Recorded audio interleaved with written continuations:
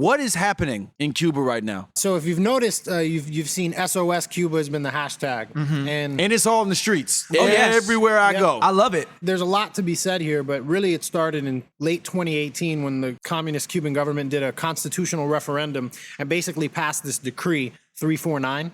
And in this decree, they basically attacked and came after the independent artists. And so what they were doing was they were trying to make it illegal to do independent artistry. Wow. Because they couldn't control what you said. Sure. And what they were doing was they were targeting what they call counter-revolutionary music. And Diaz-Canel, which is the current dictator, he actually said these musical mediums that are really anti-revolution, we're going to close them down. You know, and he's like, and if they complain that we're censoring them, whatever, like that's what we do here. Right. That's literally what he said publicly. And after that, there was a movement of young, mostly black Cuban rappers, San Isidro movement, that started to put out more music and that started to be really targeted by the Cuban police. A lot of them were put in jail. They would do hunger strikes. And this was happening all leading up to when their leader, Luis Manuel Alcántara, was put in jail. And he's still in jail. He's been suffering in a prison. And he was put in jail for demonstrations. These aren't violent people. They're musicians. Right.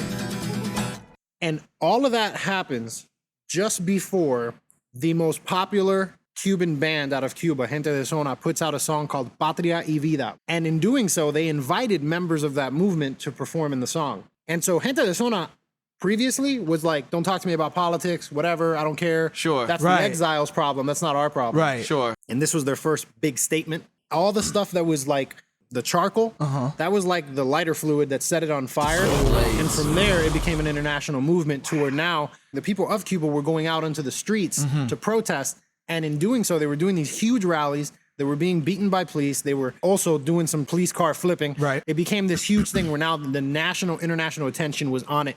And so that's really in a nutshell what it is. This is the largest demonstration and island-wide protest in Cuban history. Right. One of the things when you grow up as a Cuban in Miami, one of the things you always hear is the Cuban people, they've lost all of their desire for freedom.